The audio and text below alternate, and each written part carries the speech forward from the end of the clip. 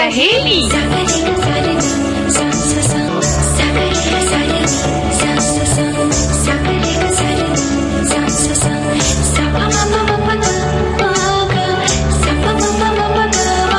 सखी सहेली।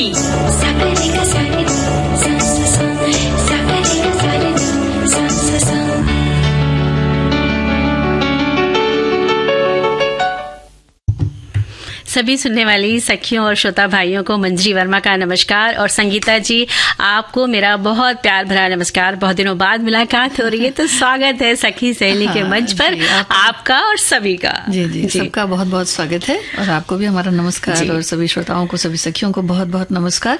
और आज तो विशेष दिन है जी, तो पहले बधाई दे देते हैं सबको।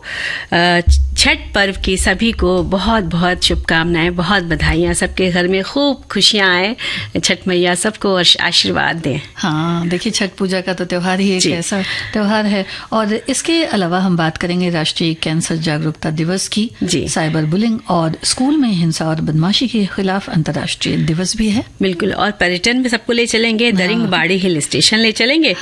और वो दिन याद करो में बात करेंगे कि जब गाड़ी छूट गई, किसी भी वजह से आपकी गाड़ी छूट गई, या आप एग्जाम देने जा रहे हैं, इंटरव्यू देने जा रहे हो, तो आप अपनी यादों को हमसे साझा कीजिएगा। तो हम बस अपनी सखी सहेली के प्रोग्राम में आपकी यादों को आप तक पहुंचाएंगे, है ना? हाँ, और याद आने लगा होगा अब तो कि किस तरह से छूटी। बिल्कुल बिल्कुल बिल्कुल याद आने लगता है। और देखिए कि छठ पूजा की बात है तो हमारे श्रोता लिखते हैं कि छठ पूजा जो उत्तर भारत, खासकर उत्तर प्रदेश, बिहार राज्य में मनाया जाता है, हमारे यहाँ मनाया जाता हो तो ऐसा कम सुना है, लेकिन परिवार की सुख समृद्धि की कामना करते हुए हम हर रोज सवेरे नहा धोकर उगते सूर्य भगवान को अर्घ्य जरूर देते हैं। ऐसी बात लिखी इन्होंने।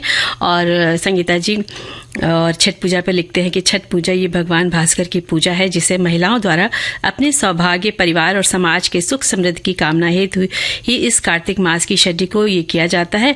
इसमें डूबते और उगते सूर्य को अर्घ्य दिया जाता है। अदर्थ नदी या नदी तालाब के तटों पर जल में खड़े होकर भगवान भास्कर की पूजा अर्चना की जाती है। किंतु कोरोना काल के पश्चात बहुतेरे अब इस आयोजन को घर की छतों पर टब में ही संपन्न कर लिया करते हैं। तो सुविधा के अनुसार सब लोग अपना कर लेते हैं कि भाई सुरक्षा भी ध्यान रखनी है कि कोई महामारी ना लगे। तो सभी लोग लेकिन इस व्रत को बहुत ही श्रद्धा से करते हैं। बहुत ही सुंदर आयोजन होता है, देखकर बहुत अच्छा लगता है। हाँ, और इसका जो आयोजन होता है ना मंजरी, वो बड़ा खास होता है कि देखिए ठीक है, दीपावली में तो साफ सफाई होती ही है, लेकिन छठ की जहाँ तक बात है तो देखा जाता है कि कई जगह पर जहाँ मिट्टी के घर होते हैं ना, वहाँ दीवारों को पूरा मिट्टी से या गोबर से अच्छी तरह से लीप दिया जाता है। और जहाँ ऐसे घर हैं उन्हें ऊपर तक ऐसा देखा गया है कि पानी से या तो धो कर साफ किया जाता है, या फिर उसमें नई पेंटिंग की जाती है।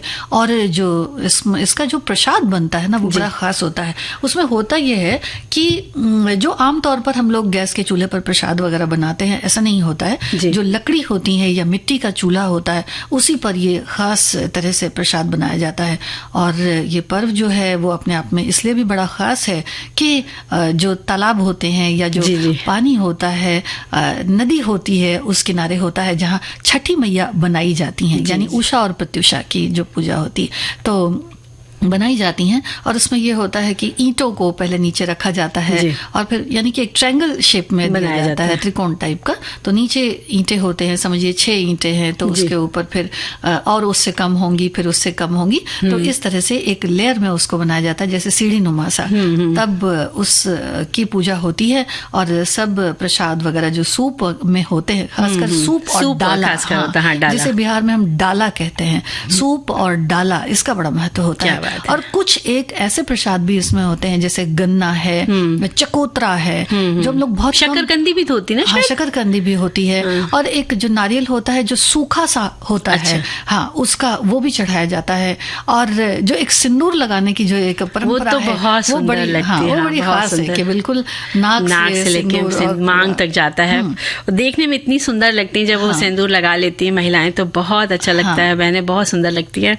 और ये खास तरह से बहुत बहुत सुख समृद्धि वाला त्योहार है। हाँ। कि महिलाएं अपने परिवार के लिए, बच्चों के लिए, पति के लिए, सबके लिए बहुत श्रद्धा से व्रत करती हैं और बड़ा कठिन व्रत भी है ये। हाँ। और बहुत सारी सब्जियां भी घरों में, पकवान भी बनाए जाते हैं, बड़ी शुद्धता से होता है काम। और गेहूं को पहले से छत पे धो के सुखाया जाता है, बाकायदा उसकी मतलब रक्षा की जाती, कोई चिड़िया आके ना चुग ले, जूठा ना कर दे। तो बहुत सारी अपनी विधियां हैं जिस तरह से वो लोग इस पर्व को मनाते हैं। और हमारे संदेश में भी लिखते हैं कि कदुआ भात से होती पूजा की शुरुआत और खरना के दिन खाते हैं खीर में गुड़ और भात। सांझ का अर्घ्य करता है जीवन में शुभ शुरुआत। सुबह के अर्घ्य के साथ पूरी होती है हर मुराद और छठ पूजा की हार्दिक शुभकामनाएं लिखते हैं। और जहाँ आपने सब्जी की बात करी तो मुझे ध्यान आता है कि छठ पूजा में मूली भी चढ़ाई जाती है। और जो प्रसाद होता है, जो खरना होता है, जो कल हुआ, यानी कि आज तो छठ का पहला अर्घ है शाम को जो है, तो खरना में खासकर जो व्रत होता है, व्रत करने के बाद में फिर वो खीर का प्रसाद ही बनता है। और इस व्रत की एक और खासियत है मंजरी, वो ये है कि इस व्रत को न सिर्फ महिलाएं करती हैं बल्कि पुरुष भी उतनी ही श्रद्धा भाव से करते हैं। तो किसी और बच्चे भी देखिए ना, कितनी घर की जो कन्याएं होती, बच्चे होते हैं, सब इसमें बहुत एंजॉय करते हैं। नए नए कपड़े पहनकर खूब खुशी के साथ उठ जाएंगे, सुबह नहाएंगे। तो ये जो माहौल होता है एक पर्व का, घर में उत्साह, और पूरे परिवार के बहुत सारे लोग इकट्ठे होते हैं। तो रौनक लग जाती है जिसे कहते हैं। और बड़ा अलग अलग सा प्रसाद बनता है। इसका जो ठेकुआ होता है वो तो बस पूछिए मत, बड़ा ही खास होता है। बिल्कुल। और बड़े मतलब छठ मैया के गीत भी कितने सुंदर सुंदर होते हैं, सब गाती हैं महिलाएं और पूजा करने जाती हैं। और हाथों में मेहंदी लगी होती, पैरों में महावर होता है और बहुत सुंदर वस्त्रों के साथ सजी होती। तो सब कुछ देखकर बड़ा अच्छा लगता है। तो संगीता जी एक पहले गीत ही सुन लेते हैं। बिल्कुल।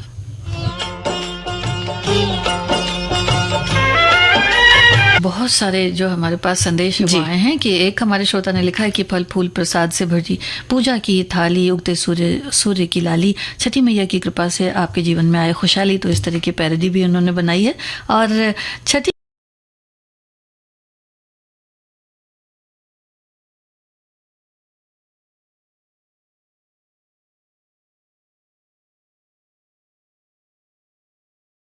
छठी माई के बरतिया बड़ा पावन बा, भक्तन के दिल में बसे इनकार सावन बा, सूरज देव के अर्घ के लीला निराला, हर घर में छठी मैया के उजाला, छठ पूजा की बधाई। तो कितनी अच्छी सी बात इन्होंने लिखी है जी। और श्रोता लिखते हैं, जो है जगत का पालनहार, 7 गुणों की है जिनकी सवारी, न कभी रुके न कभी देर करे, ऐसे हैं हमारे सूर्य देव, आओ मिलकर करें इस छठ की पर उनकी पूजा, छठ पूजा की बहुत बहुत शुभकामनाएं। तो हमारी तरफ से भी, हम सभी की तरफ से भी, विविध भारती परिवार की तरफ से बहुत सारी छठ की शुभकामनाएं। और एक और संदेश है कि चढ़ते सूरज से जुड़ी संभावना पर मुग्ध रहने वाली इस दुनिया में भारत ही एकमात्र ऐसा देश है जहां ढल रहे सूर्य को भी पूरी कृतज्ञता के साथ अपनी श्रद्धा निवेदित करने की परंपरा है। प्रकृति को समर्पित 4 दिवसीय महापर्व छठ के दौरान आज सूर्य की सांध्य आराधना का दिवस है।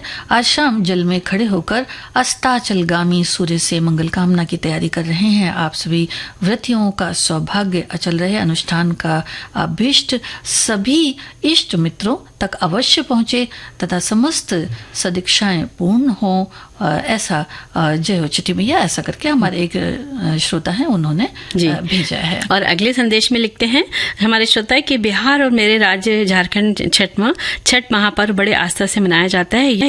ये पर्व मुख्यतः 4 दिन का होता है। आज पर्व के तीसरे यानी तीसरा दिन है, जिसमें आज शाम डूबते हुए सूरज को जल चढ़ाया जाएगा। ये पर्व बहुत ही आस्था का होता है। कहा जाता है कि इस पर अब इस पर्व को जो भी सच्चे आस्था से करेगा उसकी शादी, मनोकामनाएं मतलब सारी होगी, मनोकामनाएं पूरी होंगी। और ठेकुआ का प्रसाद खाने का इंतजार भी इस पर्व के बाद सबको बहुत रहता है। वाकई हमको भी रहता है कि कोई हमको ठेकुआ खिला दे, इतना प्यारा स्वादिष्ट होता है वो।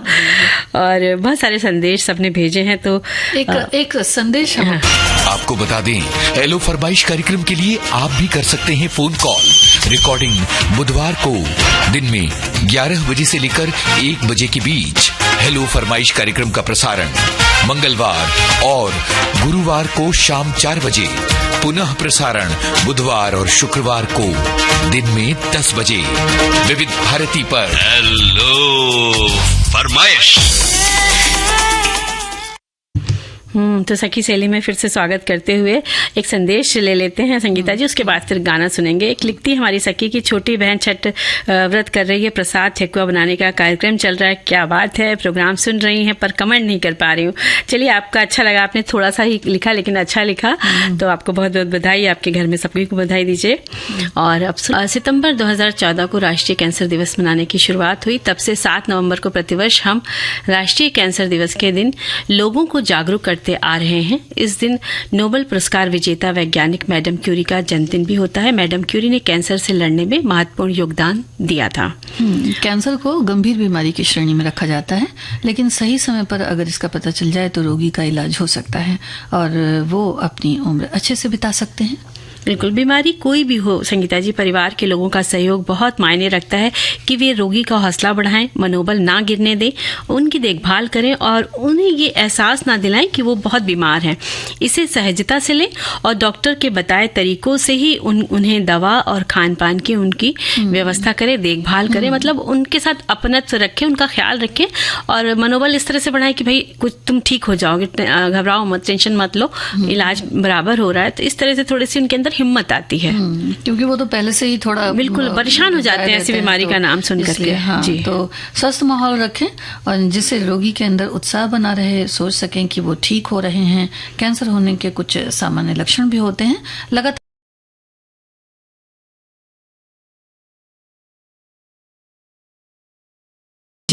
और कुछ एक त्वचा में भी बदलाव होते हैं, तिल जैसा कुछ बदलाव होता है और दर्द या थकान का होना, ये तो बहुत आम बात है। और कुछ भी शरीर में अच्छा, चिकित्सक के पास तुरंत जाएं और फिर इसकी जांच करवाएं, क्योंकि कभी कभी क्या होता है कि जो परेशानियां हमें होती हैं हम उन पर ध्यान नहीं देते। हाँ, उसको हल्का समझ रहे हैं कि नहीं, अरे खांसी आ रही है, ऐसे आ रही है, बदन दर्द हो रहा है, ऐसे हो रहा है, धब्बे पता नहीं क्यों आ गए, तो इसको हम लोग टालते रहते, लेकिन टालना बिल्कुल भी नहीं चाहिए। जरा सा भी कुछ लगे आप दिखाइए और अपनी आदतों में खासकर बदलाव रखना चाहिए और मादक पदार्थों का सेवन बिल्कुल भी ना करें, जो कहा जाता है कि सब खाने से चीजें हो जाती हैं। और साथ में आप अपनी एक स्वादिष्ट और पौष्टिक खाना जिसे कहते हैं हेल्दी डाइट, वो ले, जिसमें हरी सब्जियां, सूप है, जूस है, ये सारी चीज़ें उसमें शामिल करें और साथ में आपको व्यायाम करें, योग करें, सुबह टहलें और अपनी जो जीवन शैली है बिल्कुल अनुशासित रखें, समय पर ही सारे कार्य करें, तो आप एक अच्छा जीवन बिता सकते हैं। इस तरह से अपना ध्यान रख सकते हैं। और देखिए, हमारे संदेश में भी और एक बात और भी है कि जैसे मन में एक धारणा बैठ जाती है कि नहीं, ये बीमारी नहीं ठीक होगी। हाँ, ऐसा बिल्कुल भी नहीं है। बहुत सारे हमने अभी देखे अपने सामने, हमने घर में, परिवार में भी देखें कि उनको हुआ ये प्रॉब्लम आई तो उन्होंने ऑपरेशन कराया बाकायदा और वो अच्छी स्वस्थ उसमें जिंदगी जी रही है, बच्चों की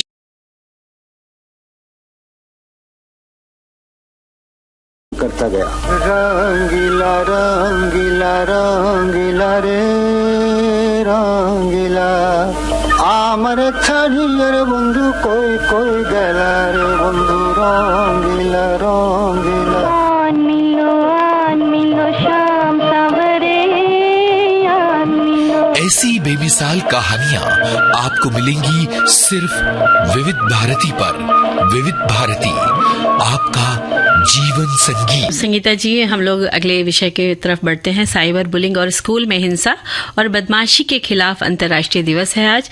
और क्या होता है, जब बच्चे स्कूल जाने लग जाते हैं ना, तो वहाँ के बच्चे साथ के क्लास में जो दोस्त होते हैं, वो एक दूसरे को बेवजह परेशान करने लग जाते हैं, डराते हैं, धमकाते हैं, मारने लग जाते हैं और उनको नुकसान पहुंचाने लग जाते हैं। इस पर बात करेंगे एक छोटे से अंतराल के बाद। हाँ, है तो कभी कभी तो डर के कारण झूठ बोलने लगते हैं, कभी कुछ ऐसा कि पेट में दर्द हो रहा है, तो इसे स्कूल बुलिंग भी कहा जाता है। ऐसे में जो पेरेंट हैं उनको बच्चे के मन की बात देखिए जाननी बहुत ज़रूरी है। जब बच्चा अपनी बात करेगा तो आप स्कूल में इस व्यवहार की शिकायत कर सकते हैं, क्योंकि देखिए ये जो चेंजेस होते हैं ना, ये जो बदलाव होता है वो यकायक ही होता है। जी, और कई बार वहाँ पर जो बड़े लोग होते हैं उनका भी कुछ व्यवहार अच्छा नहीं होता बच्चों के प्रति, तो बच्चे उससे भी सहम जाते हैं, डर जाते हैं, अपने मन की बात नहीं कह पाते हैं। तो आप अपने बच्चों को समझा कर रखें कि कोई भी अगर गलत बात करता है या गंदी बात करता है या आपके शरीर को बैड टच करता है या किसी गलत भाषा का भी इस्तेमाल करता है, तो घर में आप तुरंत बताएं, जिससे उनके खिलाफ जाकर के शिकायत करी जा सके, कार्रवाई की जा सके। तो इससे क्या होता है, बच्चों में हिम्मत रहती है, वो अपनी बात आके बताते कि मम्मी आज मेरे साथ ऐसा हुआ ऐसा हुआ। तो एक दोस्ताना व्यवहार रखना चाहिए बच्चों के साथ। और तरह तरह की चीजें हैं जिनसे शायद पेरेंट्स भी बड़े अनभिज्ञ रहते हैं जी। तो जैसे ऑनलाइन जो वीडियो गेम खेलते हैं, सोशल मीडिया के साथ जुड़े रहते हैं, जो मैसेजेस भेजते हैं, ऑनलाइन ऑफलाइन जो बातें करते हैं, चाहे वो डराने धमकाने की बात हो या फिर कॉल्स की बात हो, तो कोई जरूरी नहीं है कि इस बारे में माता पिता को पूरी तरह से पता ही हो, लेकिन इस बारे में पता रखना भी बहुत जरूरी है। क्योंकि जब बात का जवाब देते देते सामने वाले की बातों में जब आ जाते हैं, यानी कि इसका असर जो होता है, जो आदतें होती हैं, वो स्वास्थ्य पर भी इसका असर पड़ने लगता है।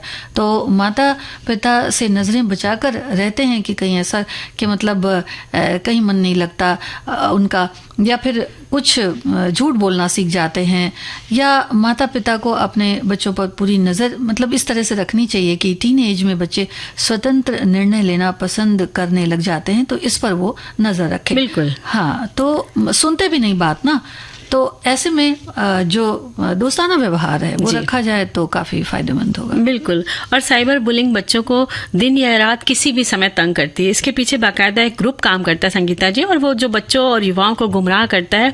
कभी कभी बच्चे क्या होता है, शर्म और बदनामी के डर से भी नहीं बताते हैं अपने घर वालों को बात, और जहां से हाथ धो बैठते हैं। तो ऐसा नहीं करना चाहिए। बच्चों को भी समझना चाहिए कि हम क्या कर रहे हैं, और अपने माता पिता को बताना चाहिए, बल्कि इन चीजों से दूरी बना के रखनी चाहिए। इसीलिए साइबर बुलिंग और स्कूल में हिंसा और बदमाशी के खिलाफ अंतर्राष्ट्रीय दिवस हर वर्ष नवंबर के पहले गुरुवार को मनाया जाता है।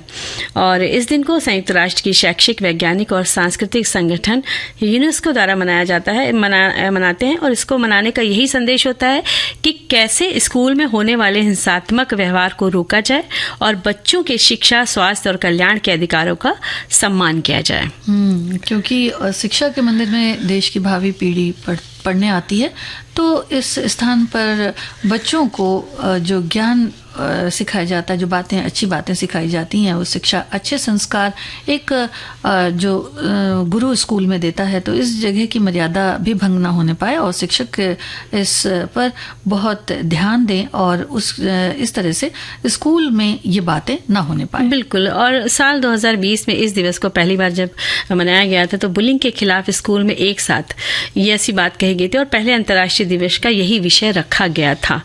और बच्चों पर इसका असर इतना बुरा पड़ता है कि उनके नंबर कम आने लग जाते हैं, मानसिक स्वास्थ्य और हमेशा नकारात्मक विचारों से बच्चे घिर जाते हैं। इसीलिए इसमें कड़ी कार्रवाई का प्रावधान भी है। और बस अपने बच्चों से बच्चे जो है अपने माता पिता से प्रेम से जुड़े रहें, उनसे हर दिन की बातें अब बताएं, और स्कूल में क्या हुआ है, दोस्तों ने तंग तो नहीं किया, ये सारी बातें जो है पेरेंट्स को भी पूछनी चाहिए और बच्चों को भी बतानी चाहिए। और टीचर का व्यवहार बच्चों के प्रति कैसा है, इसकी भी जानकारी पेरेंट्स को रखनी चाहिए। और व्यवहार में जो परिवर्तन होता है उस बारे में भी ध्यान देना बहुत जरूरी है। तो फिर देखिए, फिर सब अच्छा ही अच्छा होगा। बिल्कुल अच्छा होता है। और समा बदलने के लिए अलग सा गीत भी आ जाता है मन में कि चलो अच्छा कुछ ऐसा करते हैं, अलग सा गीत सुनते हैं, है ना। ये अब सबको लेकर चलते हैं पर्यटन, घुमाने फिराने, बहुत सारी बातें कर ली, अलग दुनिया में ले चलते हैं। दरिंगबाड़ी हिल स्टेशन ले चलेंगे। और हिल स्टेशन का नाम सुनते ही बड़ी ही खूबसूरत हरी भरी वादियों और पहाड़ों, झरनों से बहती कलकल जलधारा कल्पना में तैर जाती है ना। और उनमें से आती शीतल हवा का एहसास, बस घर बैठे ऐसा लगता है कि टिकट बुक कर लिया जाए, बैग पैक कर लें और चल पड़े किसी मनमोहक नजारों वाले हिल स्टेशन की ओर, है ना। ठंड देखें, मौसम देखें। देखिए हमारे श्रोताओं को भी शीतलता का एहसास हो गया होगा कि संगीता और मंजरी दोनों बोल रही हैं, तो अब हिल स्टेशन की बातें करने वाली है। तो चलिए ले चलते हैं सभी को दरिंगबाड़ी हिल स्टेशन, जो ओडिशा में है। जो कहाँ पर है? ओडिशा का हिल स्टेशन है। गर्मियों की जो छुट्टियां होती हैं वहाँ खासकर यहाँ बहुत से सैलानी आते हैं। अप्रैल का महीना यहाँ आने के लिए बहुत खास होता है, क्योंकि 1 अप्रैल को ओडिशा को राज्य के रूप में मान्यता मिली। इस दिन को उत्कल दिवस के रूप में भी मनाते हैं। तो इस दिन यहाँ के सांस्कृतिक कार्यक्रमों का और व्यंजनों का आनंद भी ले सकते हैं। फिर कीजिए यहाँ के आसपास के स्थलों की सैर। तो फिर चलते हैं। दरिंगबाड़ी उड़ीसा के कंधमाल जिले में बसा हुआ है और यहाँ पर चीड़ के घने और देवदार के घने जो वृक्ष है वो बड़े कहना चाहिए जंगल जैसा है पूरा, और चारों तरफ फैली हरियाली है। बस देखते ही बनता है जब इतने सुंदर सुंदर पेड़ देखते हैं। और यहाँ रास्तों पर मसालों के बड़े बड़े बागान देखने को मिलते, बड़ी खास बात है। कॉफी भी यहाँ पर खूब होती है। मौसम बेहद सुहावना होने की वजह से इसे उड़ीसा का कश्मीर भी कहा जाता है। क्या बात है। और हिल स्टेशन में प्राकृतिक छटा, शांत वातावरण और बहता वाटरफॉल, झरना, ये सब भी देखने को मिलता है। तो यहाँ देखें मधुबंडा और बांदगिया झरना, जिसका शीतल जल, उसकी फुहार तन मन को भिगो देती है। और जब झरने के करीब जाते हैं ना, तो वो जो पानी की फुहार हवा के द्वारा आती है बहती हुई, तो वो बड़ी अच्छी लगती है। जब मुंह पे टकराती है तो मजा आ जाता है। और वहाँ पर क्या देख सकते हैं? हाँ, पेड़ों की बहुत अलग अलग प्रजातियां हैं। खूबसूरत रंगों के फूल यहाँ की रौनक दुगनी कर देते हैं। और इसके बाद कहाँ चलना है? इसके बाद चलेंगे लवर्स पॉइंट। हाँ तो आप ले चलिए, हम चलते हैं पीछे पीछे अच्छा, आपके। तो लवर्स पॉइंट खास एहसास से भरे लोगों के लिए है। ये शांति के कुछ पल यहाँ बिताना बहुत पसंद करते हैं लोग, क्योंकि यहाँ की हरियाली, खूबसूरती प्यार भरे दिलों को बेहद भाती है। झील, झरने सुंदरता को बढ़ाते हैं। और किसी हिल स्टेशन में घूमें और वहाँ के अभ्यारण्य की सैर ना करें, ऐसा कैसे हो सकता है? जंगल है तो जंगली पशु भी, पक्षी भी वहाँ पर होंगे। और जिनको प्रकृति से प्यार है ना संगीता जी, या जानवरों से प्यार है, वे भला कैसे रुक सकते हैं? वो देखें जरूर। यहाँ पर बेलघर अभ्यारण्य है, उसको देखना ना भूलें, बहुत सुंदर है। और बेलघर उड़ीसा राज्य के फुलबनी शहर से लगभग 158 किलोमीटर दूर कंधमाल जिले में है, जहाँ पर आप देख सकते हैं जंगली हाथी, जिनके बड़े बड़े दांत होते हैं, और हिरण है, स्तनपाई प्रजातियां देखी जा सकती है। प्रवासी पक्षियों का घर भी ये कहलाता है, क्योंकि बहुत दूर से आते हैं पक्षी। तो जब उनका पूरा झुंड एक तरह से फैल जाता है इस धरा पर, तो मजा बहुत आ जाता है। और सर्दियों में यहाँ बर्फबारी का मजा ले सकते हैं। कभी कभी तापमान 0 डिग्री तक पहुंच जाता है। यहाँ हिल व्यू पॉइंट है, जहाँ से पूरे हिल स्टेशन की सुंदरता देखी जा सकती है। और हवाई मार्ग से आने के लिए करीबी जो हवाई अड्डा है भुवनेश्वर, और यहाँ से कैब, टैक्सी भी ले सकते हैं। और पास का रेलवे स्टेशन है बहरामपुर। हाँ, बहरामपुर। यहाँ से भी टैक्सी करके हिल स्टेशन आप जा सकते हैं। तो टैक्सी करें कि पहले एक गीत सुन लें? नहीं, हम टैक्सी करके उसमें गीत बजाते हुए चलते हैं। चलिए। ये 4 पहिए की गाड़ी जो टैक्सी थी, वो तो टकबक हम समझ गए थे कि आप मेरी खिंचाई करने वाले। देखिए, हमने तो भाई गाड़ी करी थी, लेकिन हमारे हीरो हीरोइन ने कुछ और कर लिया, तो हम क्या करें? हमारे श्रोता जानते हैं, है ना? उसी से जाना है जी। हाँ, तो देखिए, अब हम लोग बात कर रहे थे ना, तो यहाँ पर देख लेते हैं कॉफी गार्डन। देखें जरूर आप यहाँ पर दरिंगबाड़ी में। और नेचुरल पार्क और बटरफ्लाई पार्क भी यहाँ पर देखिए, बहुत सुंदर सुंदर तितलियां मिलेंगी आपको। और महेंद्रगिरी जो घने जंगलों, पहाड़ों से घिरा है, यहाँ कई प्रजातियां आप देख सकती हैं, यानी पर्वत पर, पहाड़ी पर जाके आप नज़ारे देख सकती हैं। और यहाँ से नीले समुद्र की जलधारा देखने की छटा को निहार सकते हैं, आंखों में बसा सकते हैं। कैमरे तो आप ले ही जाएंगे, तो फोटोग्राफी तो आप करने ही वाले हैं, है ना? तो इसके बाद यहाँ पर देख लें आप ताता पानी, जो समुद्र तल से 1800 फीट की ऊंचाई पर स्थित ताता पानी अपने हॉट वाटर स्प्रिंग के लिए जाना जाता है। और इसके पानी में सल्फर का प्रतिशत बहुत ज्यादा होता है, कई रोग ठीक होते हैं। गर्म पानी का ये अच्छा स्रोत है, तो यहाँ पर भाई सब लोग इसके लिए जरूर जाते हैं, कि अपने रोगों को ठीक करने के लिए भी जाते हैं।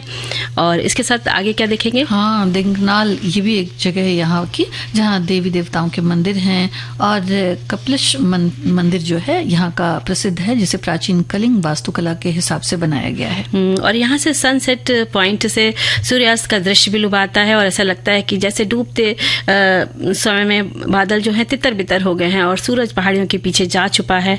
आसमान में सूर्यास्त के बाद का नजारा रंगों से भरा होता है, और बेहद सुकून भरा शांत माहौल। और धीरे धीरे रात की चादर फैलने लग जाती है, और पहाड़ों पर बढ़ती धुंध चोटियां स्याह सी हो जाती है। यानी नज़ारा बहुत बेहद खूबसूरत होता है। इतनी भूमिका हमने इसलिए बना दी कि हमारे सभी भाई लोग, बहन लोग जाएं देखने, रात के नज़ारे देखने। जी जी जी। तो रात अगर साफ रही तो यहाँ पर सप्तर्षि सहित तारों का जो एक जाल है चारों तरफ टिमटिमाते देखा जा सकता है, जो शहरों में बड़ी बड़ी इमारतों में कहीं गुम हो गए हैं।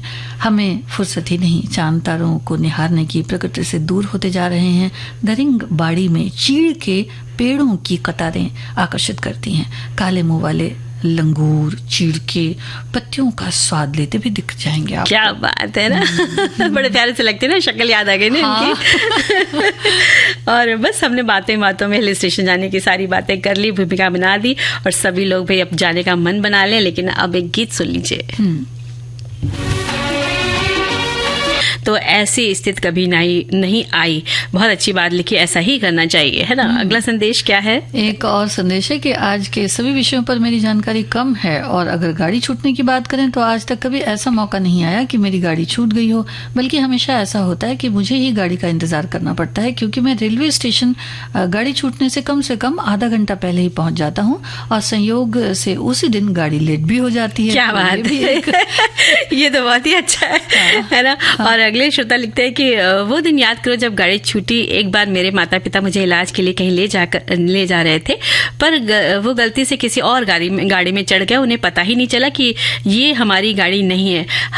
हर बड़ाहट के कारण बस गाड़ी में चढ़ गए और उनकी दूसरी गाड़ी तो छूट गई। लेकिन अब वो कहाँ रहते, वो गाड़ी को गया जाना था। हाँ। तो एक दिन गया में रहकर उनसे कुछ रिश्तेदार वहां रहते थे, तो दूसरे दिन मुझे इलाज को लेकर गए जहां उन्हें जाना था। ये सारे किस्से हमेशा याद रह जाते हैं और उन्होंने अपनी हर बात के कारण परिवार वालों से काफी डांट भी खाई। यानी इस तरह की हादसे होते थे कि ट्रेन दूसरी पकड़ ली, है ना। तो अब एक संदेश सुन लेते हैं। विविध भारती पर हर रोज दिन में 1 बजे विविध भारती की गीत माला आपके साथ। जन्म जन्म का साथ है तुम्हारा। इस कार्यक्रम में हर पायदान पर होगी आपकी भागीदारी। हम और तुम, तो हम और आप पिरोएंगे गीतों की इस माला के मोती साथ साथ। हम साथ हैं। जुड़े रहिए हमारे साथ विविध भारती के फेसबुक पेज पर। विविध भारती की गीत माला हर रोज दिन में 1 बजे। विविध भारती, आपका जीवन संगीत। तो एक संदेश में लिखते हैं कि मेरे बच्चे जब भी नानी के घर जाते तो वहां से वापस आने का नाम ही नहीं लेते थे। और मेरे भाई के बच्चे जो बोलते हैं बुआ आज रह जाओ। और फिर एक बार हम घर से निकले तो हमारी गाड़ी छूट गई। रात को पकड़नी को हो गई थी, हम वापस आ गए तो सारे बच्चे और मम्मी पापा सब खुश हो गए। फिर जब भी हम मायके से वापस आते तो बेटा बोलता मम्मा आज भी गाड़ी ना मिले तो मजा ही आ जाए। वो क्या दिन थे। लेकिन इस बाबत एक बहुत सावधानी वाली बात है मंजरी, कि जो रात होती है ना तो 12 बजे से फिर वो दूसरा दिन भी लग जाता है। तो जब गाड़ी आपको पकड़नी हो तो बहुत सावधान रहें। वो टाइमिंग का बहुत देखना चाहिए। कई बार ऐसा हुआ भी हमारे साथ भी है कि अगले दिन की गाड़ी पकड़ने पहुंच गए, टिकट के यात्रा खराब हो गई। तो इस तरह की अगर रात की गाड़ी है तो उस पर आप तारीख और समय इसका बहुत ध्यान रखना पड़ता है, तो वो कैंसिल हो जाता है। बिल्कुल। और तो देखिए अब बिल्कुल गाड़ी हम छोड़ेंगे नहीं, गाड़ी चल पड़ी और हम भी चल पड़ते। तो सभी सखियों और श्रोता भाइयों से लेते हैं विदा। सभी को मंजरी वर्मा का और संगीता श्रीवास्तव का नमस्कार।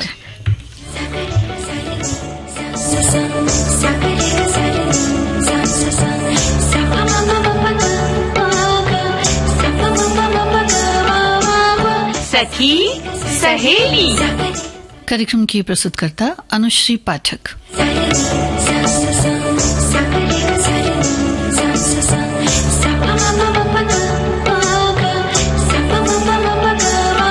सखी सहेली।